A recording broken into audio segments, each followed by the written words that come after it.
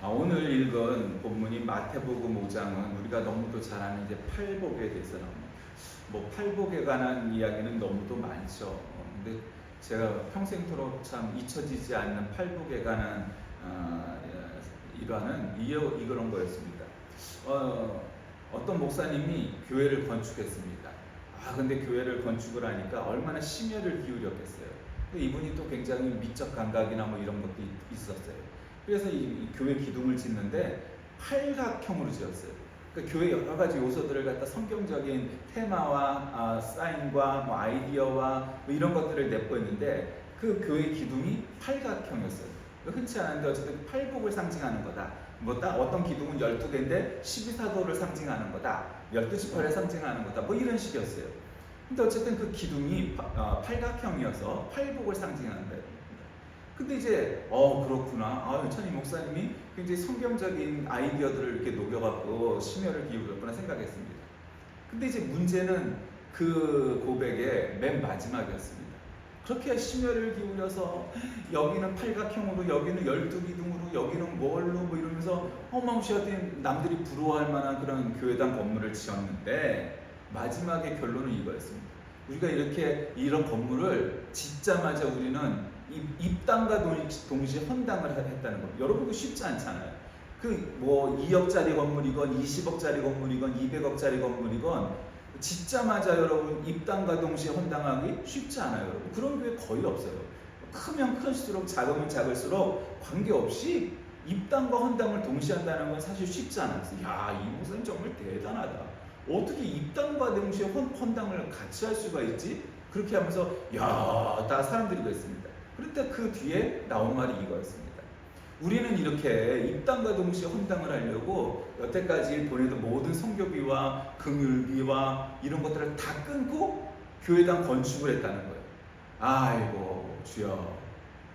거기서 우리는 성경적인 테마를 살리려고 뭐 팔각 기둥을 세우니 12기둥 팔각 탑을 세우니 12기둥을 세우니 하는 게 중요한 것이 아니라 여태까지 꾸준히 하던 선교비, 긍휼비를 일체 다 끊고 우리는 빚도 안 지고 입당과 동시에 헌당을 했다는 것을 자랑으로 삼고 있더라는 거예요. 그것이 성경적인 정신과 신앙을 제대로 구현해낸 예배당이었느냐? 아니라는 거죠. 그거 아니에요. 좀 뒤에 헌당을 하더라도 꾸준히 하던 선교와 긍휼사업과 이런 돈들을 줄이지 않고 하면서 했어야죠. 그와 반면에 또 다른 어떤 목사님은 교회 건물을 짓는데 얼마짜리인지 잊어버렸어요. 좀 큰 교회여서 뭐 한 500억이었다고 칩시다. 자기네 교회가 500억이니까 500억짜리 건물을 짓으니까 그 10분의 1을 50억은 교회를 개척하는 데 써야겠다 해서 동시에 교회를 건물을 짓기 시작을 했다는 거예요. 그랬다는 교회도 있어요. 도대체 누가 성경적인 정신을 제대로 구현해내는 것이냐 하는 건 뭐 말할 나위가 없을 겁니다. 오늘 이 팔복에 대해서 나오는 것은 산상수훈이에요. 가끔 보면은 그런 생각을 하는 분들이 있어요. 참 우리 예수님 낭만적이시다. 산에 올라가면 산상수훈, 산상설교하고 평지에 가면 평지설교, 평지수훈하고 뭐 그때 예배당이 없었으니까요. 중요한 것은 장소나 환경적인 요인에 구애받지 아니하고 전할 말씀을 전했다는 거죠. 근데 어쨌든 이 산상수훈, 팔복 이거에 대해서 먼저 좀 약간 신학적인 내용을 우리가 생각해야 되는데 이 도대체 산상수훈은 어떻게 우리가 해석해야 되느냐? 4가지 큰 견해가 있습니다. 첫째는 완전주의자적 개념으로 보는 겁니다. 예수님이 제자들에게 이렇게 사는 것이 하나님의 뜻임을 선언했다. 그러니까 제자들에게 구약 율법이 아닌 새 시대의 새 윤리를 주는 것으로서 이것이 구약을 능가하고 구약을 대치해서 너희들은 이 시대에는 이렇게 살아야 된다. 이렇게 말하는 완전주의자적 개념. 둘째는 불가능한 이상론입니다. 이건 뭐 루터교의 입장인데 예수님 자신도 이 사실을 안다는 거죠. 그럼 뭐냐? 실천 너희들이 불가능하다. 이렇게 완벽하게 너희가 살 수 있겠니? 그러나 그럼에도 불구하고 이런 테마를 가지고 살아야지. 이런 주제를 가지고 살고 이걸 목표로 살아야지. 우리는 죄인이고 우리는 불완전한 자들이니까 이렇게는 못 사니까 뭐 그냥 적당히 살지. 이렇게 살기 시작하면 그게 적당히가 더 적당히가 돼버리기 쉽잖아요. 인간이라는 거. 그러니까 그렇게 했다는 거죠. 셋째로는 임시윤리다라는 거죠. 뭐 바이스와 슈바이처 등이 주장한 건데 보편적인 윤리가 아니고 급박한 종말론적 시점에서 주어진 거라는 거죠. 그러니까 이제 종말이 가까웠으니 임시 방편으로 이제는 너희들이 좀 허리띠를 바짝 조여서 마지막 종말에 이렇게 살아야 된다라고 보는 거예요. 넷째로는 교리 문답사 형식으로 보는 해석인데 예레미야스라는 유명한 신약학자가 이것을 이 산상수는 캐리그마다 말씀 선포다. 그래서 복음에 압도되어서 회개하고 세례를 받은 자에게 주어지는 디다케다, 교육이다, 가르침이다. 뭐 이런 겁니다. 근데 뭐 어쨌든 그건 중요하지 않고 뭐 어쨌든 여러 가지 이 산상수훈은 쉽지 않죠. 왜 이걸 팔복이라고 그래요? 오늘 읽은 본문이 조금 길지만 1절부터 쭉 12절까지 보면은 8가지 복이 나와요. 근데 특히 3절에 보면 심령이 가난한 자는 복이 난 천국의 그들이 오십니다. 심령이 가난하다는 게 뭘까? 저는 참 이 테마를 가지고 오랫동안 묵상해서 뭐 몇 년도 아니고 정말 몇십 년을 한번 생각해 봤어요. 여러 가지 의미가 있겠어요. 심령이 마음이 가난한 자, 심령이 가난한 자. 이게 뭘까요 도대체? 저는 그렇게 생각해요. 마음이 가난하다는 건 그러면 뭐 예를 들면 우리가 마음이 가난한 자가 아니라 재정이 가난한 자는 복이 있나니 만약에 이랬다고 칩시다. 그러면 성경이 이 단파성을 아주 강조하는 거야. 야, 부자들은 절대로 천국 못 가. 빈자들만 천국 갈 수 있어. 이런 걸 거예요. 그런 건 아니에요. 성경은 돈이라는 건 도구로 보는 것이지 마치 부자는 악하고 빈자는 선하고 이렇게 보는 건 아니에요. 다만 부자가 천국 가기 어렵다는 거는 우리가 경험적으로도 알고 논리적으로도 알고 성경적으로도 부자가 천국 가기는 약대가 바늘귀로 들어갈 만큼 어려운 일이다라는 걸 성경에도 말씀하시잖아요. 그러니까 천국 가기가 어렵다는 거예요. 그만큼 돈이 많으면. 그러면 돈만 그러냐? 아니에요. 여러분 그렇게 해석하면 안 돼요. 돈뿐만 아니라 우리가 지식이 많으면 권력이 많으면 명예가 많으면 힘이 많으면 뭐 육체가 너무너무 많이 튼튼하면 좋죠. 여러분 모든 사람들이 다 지금 말한 것들 그렇게 많아지길 바라잖아요. 그러니까 뭐든지 달란트가 많으면 능력이 많으면 힘이 많으면 좋을 것 같지 아니라는 거예요. 천국 가기가 그만큼 어려워진다. 그러니까 여러분 우린 그래서 우리가 주신 달란트가 정말 남들이 보기에도 대단하다 하면 또 그것에 감사하는 것이고 이거는 굉장히 약하고 연약하고 부족하다 하면 또 그 사실만으로 감사할 이유가 바로 거기서부터 출발하는 거예요. 그러니까 어쨌든 마음이 가난한 자 혹은 심령이 가난한 자 또 번역본에 따라서 영혼이 가난한 자 혼이 가난한 자 뭐 이렇게 번역이 되는데 마음이 가난하다는 거 심령이 가난하다는 건 도대체 뭐예요? 그거는 내가 하나님 앞에선 가난한 자, 빈자라는 거를 고백을 하는 거예요. 내가 만약에 부자라고 칩시다. 그 부자면은 그 돈으로 할 수 있는 일을 얼마든지 할 수 있어요. 그 빈자는 어때요? 그렇게 할 수 없죠. 마음껏 쓸 수 없어요. 뭐만 해야 돼요? 삼시세끼 끼니를 때우는 것만으로도 쉽지 않아요. 그게 빈자예요. 부자는 오늘은 뭐 먹을까? 고민을 하는 거예요. 어제는 소고기를 먹었으니 오늘은 닭고기를 먹어볼까? 오늘은 돼지고기를 먹어볼까? 고기에 질렸으니 오늘은 채소를 한번 먹어볼까? 그거 뭘 먹을까 고민하는 게 부자의 고민이에요. 빈자의 고민은요. 오늘은 뭐 먹을 게 있을까? 뭐 먹을 새끼를 굶지 않고 넘길 수 있을까? 그게 빈자의 고민이에요.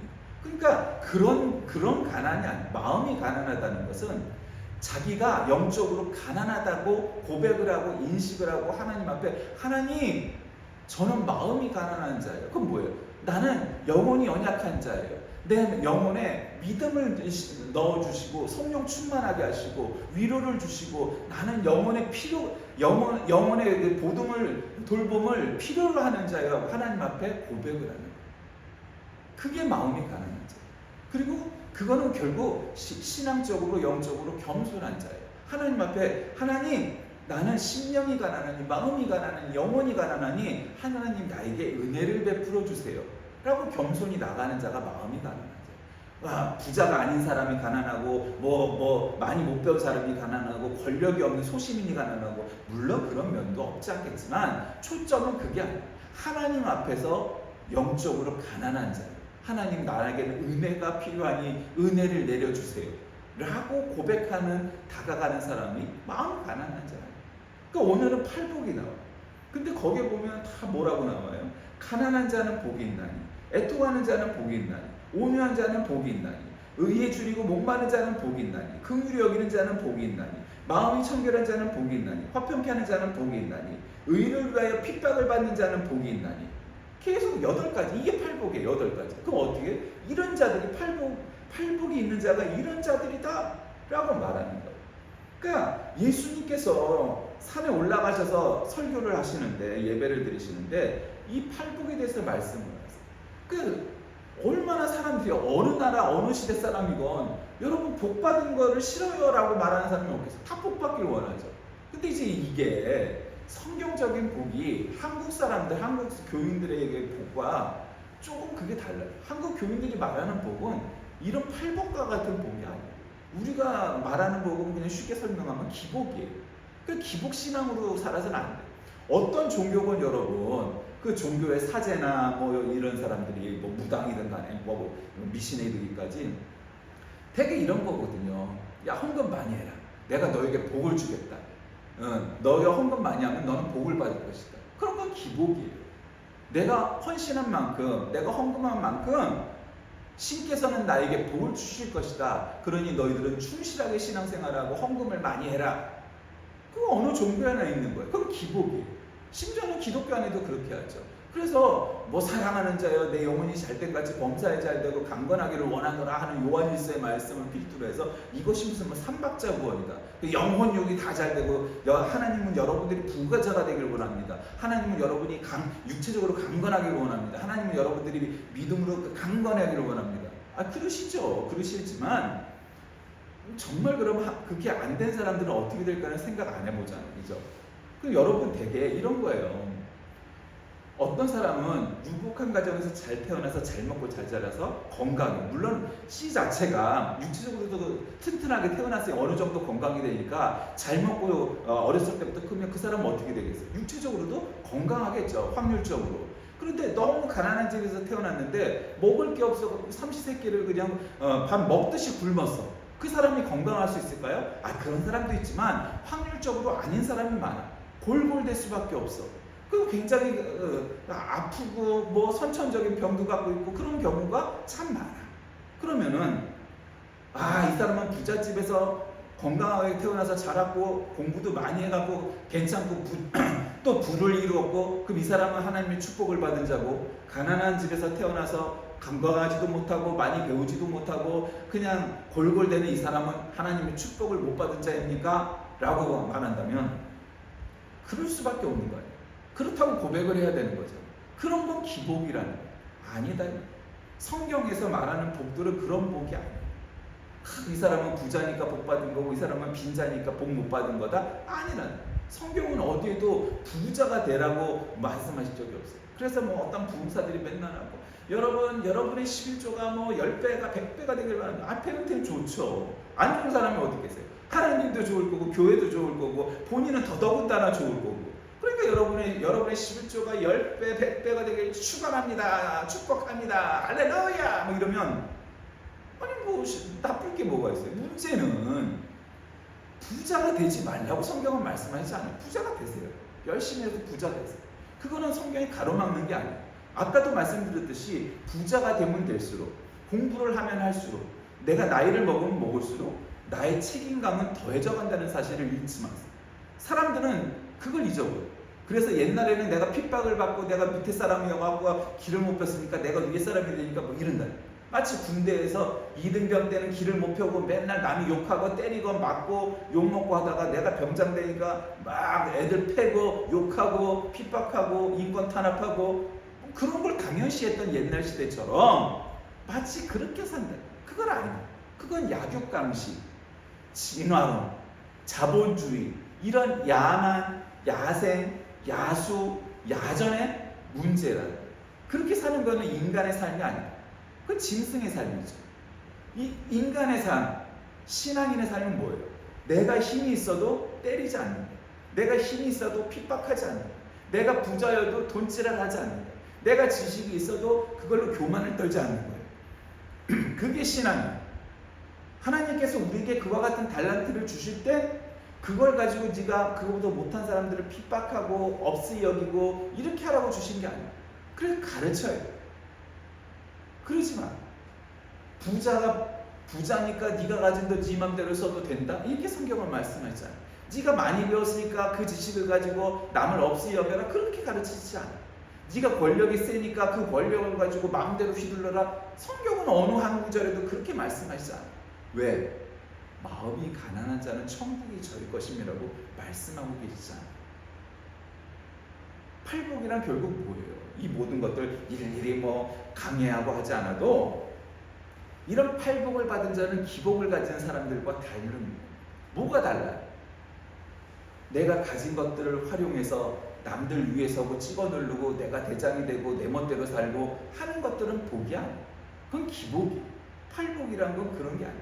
마음이 가난한 자, 영혼이 가난한 자, 심령이 가난한 자가 돼야 되는 거죠.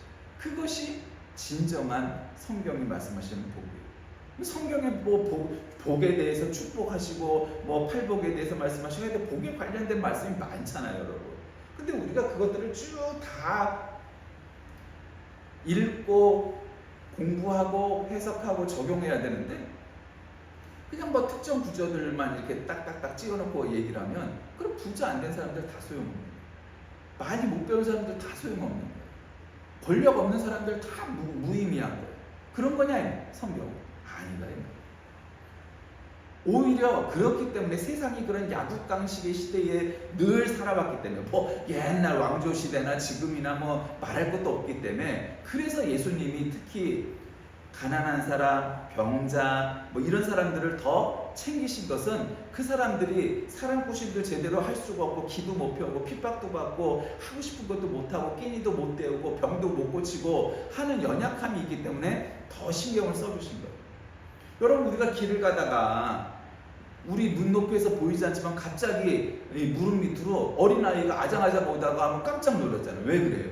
그 아이가 나랑 부딪히면 어떻게 되겠어요? 그 애기가 아장아장 걷던 아이가 나랑 부딪혀서 넘어지니까 그렇게 우리가 걷다가 만약에 발밑에서 뭔가 꼬물꼬물 되는 게 보이면 우리가 멈춰서요. 왜?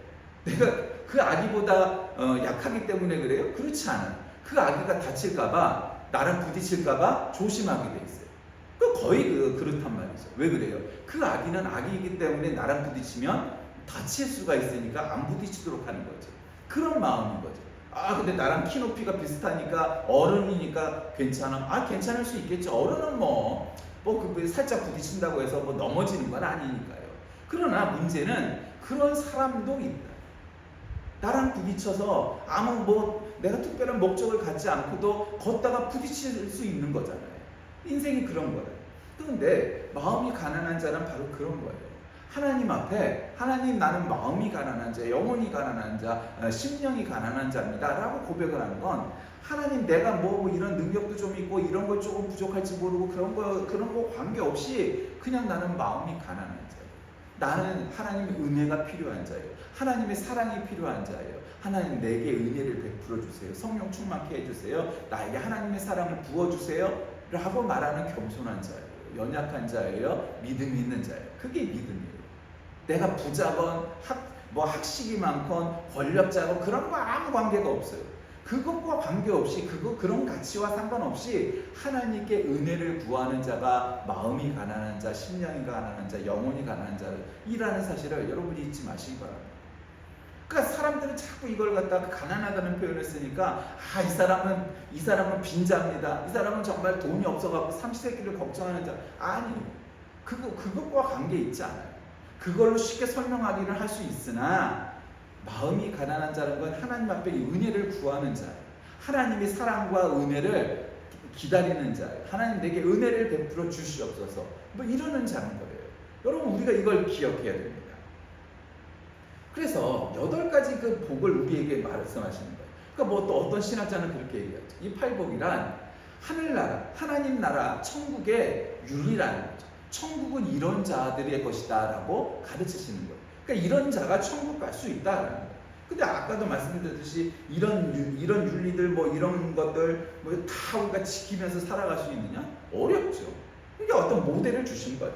그래서 결국 성경은 우리에게 형식보다 마음을 중시한다는 것을 보여줘요. 마음이 중요한 거예요.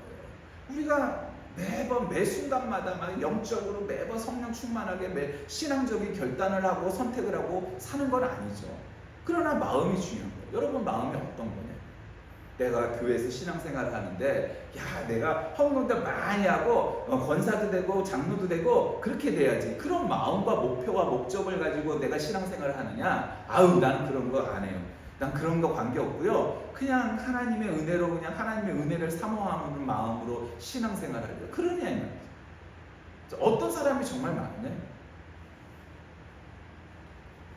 마음이 가난한 자, 겸비한 마음. 그 소크라테스도 뭐 너 자신을 알라 뭐 이런 유명한 말을 했잖아요. 그 사람이 자기를 한다는 건 겸손해질 수 있는 거죠. 그러니까 마음이 겸손하면 하나님 나에게 마음이 가난한 자로 살게 해주세요. 이렇게 기도할 수가 있는 거죠. 그렇게 가난하다는 건 통회하는 자, 회개하는 자이고 깨끗한 마음인 것이고 그것을 하나님 앞에 겸손한 자인 것이고 그것이 바로 신앙적인 사람들. 그러니까 그렇게 하여서 내가 마음이 가난하니 나에게 정말 난 다른 거 다 필요 없어요. 하나님이 나와 동행하시고 함께 하시고 오직 하나님의 은혜로 살게 해주세요. 여러분 그거면 되는 거예요. 그냥 플러스 뭐 해갖고 그냥 많이도 안 바래요. 그냥 저는 그냥 소박하게 100억 부자가 되게 해주세요. 우리 딸 우리 아들은 그냥 딴 것도 안 바래요. 서울대 혹은 하버드대 옥스퍼드대 박사학위만 갖게 해주세요. 딴 건 안 바래요. 우리 딸 우리 아들이 대통령 되게 해주세요. 국회의원 되게 해주세요. 그냥 이런 작은 소망이 있네요. 그런 게 아니라 그거는 복이 아닌 거예요. 그거는 뭐 은사일 수 있겠죠. 그건 은혜가 아니에요. 받은 사람도 있지만 못 받는 사람도 있어요. 근데 그걸 목표로 하는 게 복이냐? 아니다. 마음이 가난한 자는 그런 무언가를 기대하고 바라고 그래서 하나님 우리 아들 우리 딸 대학 가게 해주세요. 대학 가게 해주세요. 서울대 가게 해주세요. 뭐 그렇게 기도하는 게 그래서 정말 서울대를 가면 복을 받은 것이냐? 아니라 복 받았다는 건 뭐냐면 어떠한 상황 속에서도 마음이 가난한 하나님 내가 이렇게 성공하였지만 이 성공은 다 하나님의 은혜로 된 것이니 하나님 내가 겸허하게 이 길을 걸어가게 해주세요. 기도하는 자예요. 뭔가 지금 잘 안되고 실패하고 그 관문을 뚫지 못하여서도 포기하지 않고 낭망하지 않고 하나님 나는 포기하지 않냐고 이 길을 갈 테니 성령님께서 우리 나와 동행하여 주셔서 이 길을 끝까지 가게 해주세요. 용기 잃지 않는 자. 그런 자가 진정한 믿음의 사람, 신앙인이 되는 것이고 그리스도인이 되는 것이고 마음이 가난한 자인 겁니다. 심령이 가난한 자입니다. 영혼이 가난한 자입니다. 그렇게 돼야만이 복을 받는 거예요. 우리가 세상적인 가치 기준으로 부자가 돼야지, 많이 배워야지, 권력이 많아야지 뭐 이런 것을 목표로 세운다면 그거는 하나님의 관심사와는 절대로 관계가 없는 거예요. 하나님 우리에게 부자가 되라, 학자가 되라, 뭐 권력자가 되라 이렇게 바라시지 않아요.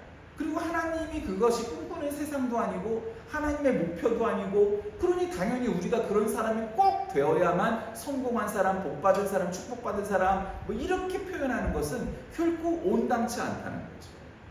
가난한 사람이 복이 있다. 이 말씀은 그러니까 무조건 다 가난해져서 프롤레타리아가 되고 빈자가 돼야 되고 서민이 돼야 뭐 복이 있다 그런 뜻이 아니라는 거죠. 하나님의 은혜를 사모하는 자가 되는 것이 가난한 자다.